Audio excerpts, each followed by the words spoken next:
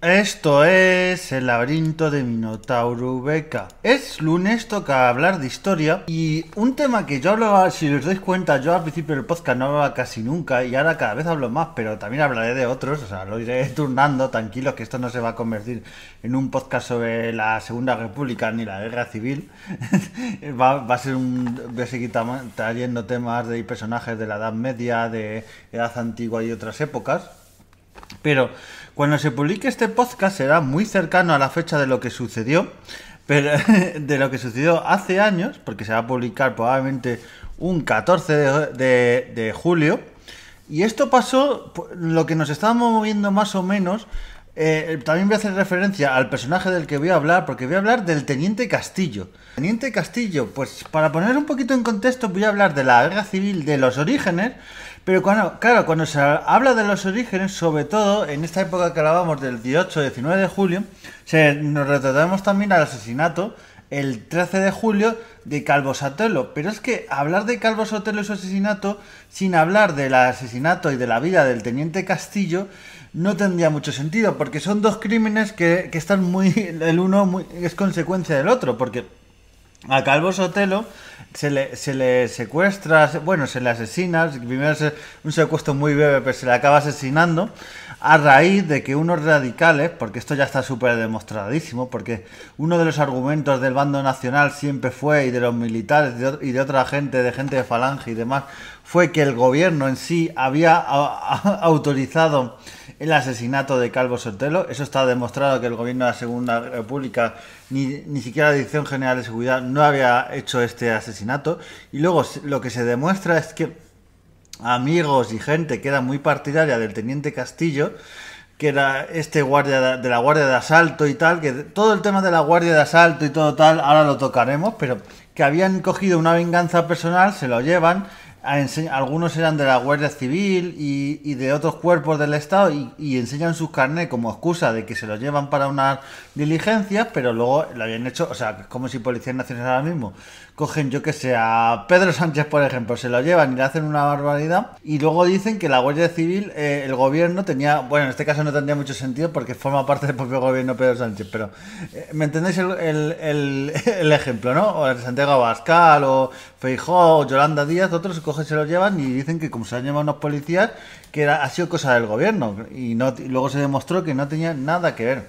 Pues eso, vamos a hablar un poquito de la figura del Teniente Castillo, y vamos a hablar un poquito después de esta guardia de asalto y todo lo que simbolizaba, y de su muerte, y lo que luego provocaría la muerte de Calvo Sotelo y la posterior guerra civil y golpe de Estado. También os digo, esto hay mucho, pero parece que a raíz de Calvo Sotelo, de su asesinato, se origina todo el tema de la guerra civil, y las tensiones ya estaban ahí. O sea, ya había generales como Mola, Franco, Yagüe, muchos otros que estaban detrás del golpe de Estado, Queipo de Llano, Cabanellas, o sea, toda esta conspiración. Que por cierto, esta semana también os voy a traer un podcast en los jueves sobre una serie que trata todo eso, sobre una docuserie, película. Entonces, todos estos generales, José Antonio de Primo de Rivera, cuando pasa todo esto, recordemos que ya está en el tema acaba entrando en prisión y todo esto. El clima de inestabilidad ya estaba ahí, y ya estaba haciéndose o un golpe de Estado o lo que luego acabaría siendo una guerra civil. Pero a veces te cuentan que todo explosionó por el tema de Calvo Sotelo. Y yo creo que fue más una excusa. Usar a Calvo Sotelo, que era del partido monárquico, era la oposición y tal, pero no era la posición mayoritaria de derechas, porque era un partido, digamos, más pequeñito. O sea, la posición de derechas era Gil Robles, ¿sabes? Porque se quedó sin centro.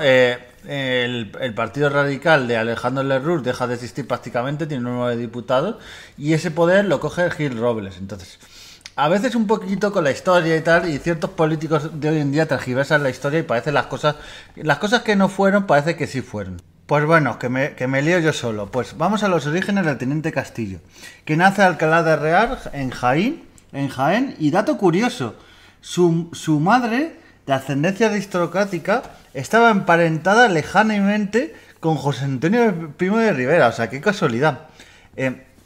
Estudió en Granada, donde coincidió con Federico García Lorca, otras casualidades de esta vida. Y luego participó en la Guerra del Rif famosa, donde obtuvo el grado de teniente por méritos de guerra. Claro, muchos de esta gente, generales como Mola, Yagüe y toda esta gente, luego de esta época, luego todos salían de la escuela de Marruecos, que se llamaba. Tras el conflicto fue destinado a la península y más tarde se incorporó a la Guardia de Asalto. ¿Qué es la Guardia de Asalto? Porque, claro, explicar qué hacía el Teniente Castillo y no explicar qué era la Guardia de Asalto, pues algunos vais a decir, pero ¿qué es esto de la Guardia de Asalto? Pues la Guardia de Asalto, a ver, es un cuerpo que es muy parecido a la Guardia Civil, pero es creado en la Segunda República, en el gobierno republicano de izquierda de principio. En el año 1931, pues en el año 32 se crea este gobierno republicano y se crea esta Guardia de Asalto, que eran un poco todos de ideas más de izquierda, porque siempre se ha asociado y pasaba en esa época a la Guardia Civil más de derechas. Entonces cuando había conflicto con sindicatos, con todo este tipo de problemas, pues claro, entonces se creó este cuerpo que fue creado por Miguel Maura, que es un político que os va a sonar a todos, súper conocido. Y claro, la necesidad de una fuerza moderna y urbana para los disturbios. Y claro, a ver, iban los disturbios, pero se pensaba, esto no era una fuerza de represión, o sea, porque no iban solo a por los derechas, porque esa época también el propio gobierno republicano, que esto siempre daría para otro podcast, pero esto de el tema de destrucción de, por ejemplo, de las iglesias y otros sitios, al propio gobierno republicano no le convenía estos disturbios y esta imagen y todo. Entonces, por eso también pusieron estos medios en plan. Claro, ¿os acordáis, por ejemplo, en el podcast que os traje sobre la Semana Roja en la isla de La Palma? Esta guardia de asalto fue la propia cuando los propios sindicatos y las milicias de izquierda se armaban para combatir y tal, los que dijeron, oye, nos vamos a ocupar nosotros de que la situación y tal, pero vosotros no os pongáis. Lo que querían esta gente era llevarse a gente de Falange y de otra gente de derecha, llevárselo y prácticamente fusilarlos o secuestrarlos. Y fue la Guardia de Asalto en muchos puntos de España la que, dentro de lo que se pudo, porque ya hubo un momento que la situación fue insostenible y ya en la propia guerra civil ya no se podía, pero pararon un poquito a esta gente de estas milicias. Entonces, yo he leído libros y tal, y parece que hay gente que te vende que esto es como un cuerpo represor de la Segunda República, y no, a veces tampoco por el otro lado, porque también tenía sus cosas, y como veremos, pues el propio Antonio del Castillo, pues digamos que es que también el expediente de Antonio del Castillo, que por cierto, os recomiendo un libro, porque claro, como he hablado al principio, Antonio del Castillo y hablar de Calvo Sotelo va muy de la mano, porque no entenderíamos el crimen de Calvo Sotelo sin el de Antonio del Castillo. Pues os recomiendo el libro de Ian Gibson, que Ian Gibson es un historiador que va a sonar a todos, porque sobre Federico García Lorca ha escrito un montón sobre su muerte, sobre su vida, un montón, también sobre la Guerra Civil y Segunda República. Pues es un libro de esto que te vas a las típicas librerías, hay libros de 1 euro, 2 euros, y dices, va, esto venga para pasar el rato y tal, pero me gusta bastante porque da bastantes documentos, bastantes testimonios de las semanas previas y de los días en los que fue asesinado el propio Calvo Sotelo y el propio Teniente Castillo. Entonces cuenta cómo las vidas estaban un poco entrelazadas y cómo de la caída de Teniente Castillo, cómo es asesinado por se cree que eran por unos jóvenes falangistas, aunque tampoco, como en muchos de estos crímenes de la Segunda República, se habla muchas veces de los crímenes de la guerra civil, incluso del franquismo, que no están resueltos, de las cunetas y tal, pero hay tantos crímenes en la propia República, muchos asesinatos y muchos gente que murió, que no se sabe exactamente de quién murió y por quién fue asesinada. Pues esto pasó con el Teniente Castillo, que claro, como luego empezó también la guerra civil, el golpe de estado y todo ello, pues a ver, no hubo tiempo para juicios y para buscar quién era el que le había matado. Entonces fue asesinado y después de este asesinato fue cuando fueron a buscar a Calvo Sotelo. Entonces os recomiendo este libro, que es La noche en que mataron a Calvo Sotelo, que ya digo, con testimonios y con todo, pues está bastante bien contado, con crónicas y todo. Entonces se cuenta esta parte de cómo el Teniente Castillo, en esta guardia de asalto, que ya digo, era un cuerpo que se creó para intentar un poquito mantener a raya a la Guardia Civil, pero no tener conflicto con ellos, sino era un cuerpo que estaba aparte, pero casi siempre cuando había disputas de la Guardia Civil, pues ellos tenían la razón, pero Fue un cuerpo más urbano, digamos. La Guardia Civil era un cuerpo más rural y esto estaba en grandes ciudades, sobre todo como Madrid, Barcelona y otros. Pero ya digo que, por ejemplo, lo que os conté, el caso de la isla de La Palma, de la Semana Roja, ahí también había algo de la Guardia de Asalto. Y claro, volviendo un poquito a la vida del teniente Castillo, es que, a ver, fue bastante señalado porque él ya formando parte, en octubre de 1974, os recuerdo el golpe de Asturias y esta especie de sublevación militar que, bueno, más que el militar, por parte de sindicatos y organizaciones obreras que estuvieron ahí en Asturias sobre todo, porque, a ver, en el resto de España también hubo esos conatos de golpe de Estado, pero es donde resistieron más en el tema de Asturias. Pues el propio teniente Castillo se negó a reprimir a los obreros sublevados diciendo la famosa frase "yo no tiro sobre el pueblo", y fue condenado a un año de prisión. ¿Qué pasa?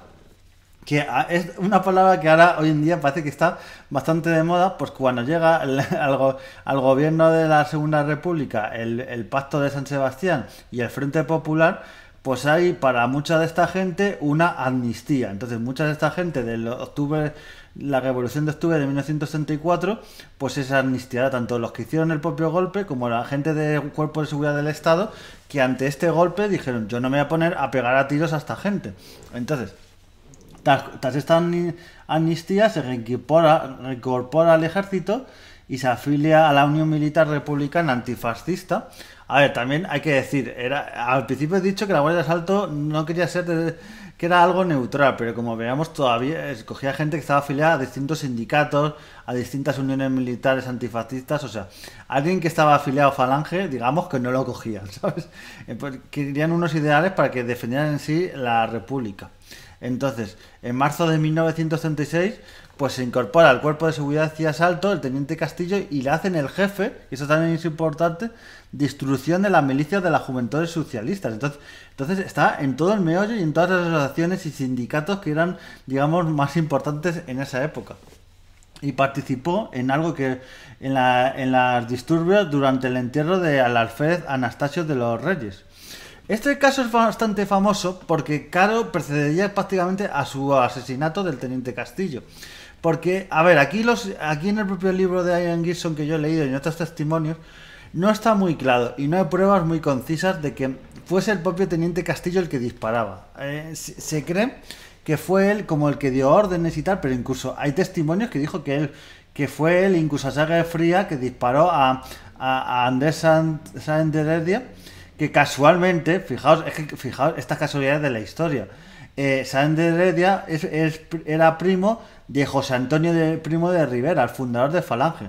A ver, el teniente Castillo tonto no era. Entonces, ¿creéis de verdad que un teniente de la Guardia de Asalto se va a poner a matar a sangre fría con todo el mundo viéndole al primo de José Antonio Primo de Rivera, que ya en esa época, pues si no estaba en la cárcel, estaba ya a punto de entrar en la cárcel, porque ya la Falange se dice a veces que movimiento político, pero hacían unas sublevaciones y unas cosas y hacían que el ambiente de la calle, o sea, mucha tranquilidad no hacían, sobre todo la Falange. Entonces, ¿de verdad pensáis que alguien que está al mando de ese cuerpo de teniente Castillo de la Guardia de Asalto le va a matar sabiendo quién es? Entonces, aquí lo que se ha visto en la documentación y todo, que parece que hubo lo típico, gente huyendo, hubo disparos, persecuciones y tal, y que en estos tiros y persecuciones pues hubo balas que salieron perdidas y que hirieron en todas las personas a Andrés Sáenz de Heredia, que acabó falleciendo. También fue herido un carlista. Entonces, claro, todo esto parece, tanto el falangista que murió como el carlista, todos se los incriminan al propio teniente Castillo. Claro, es un poco raro y estos testimonios y tal, y todo lo que parece que hubo investigaciones, porque hubo investigaciones del propio Dirección General de Seguridad y el propio Cuerpo de Seguridad y Asalto, hubo investigaciones de asuntos internos sobre el teniente Castillo y las investigaciones dicen que él no fue el que apretó el gatillo ni el que dio las órdenes, sino que se fue un poco de madre, porque estos incidentes, ya digo, es que daría para podcast.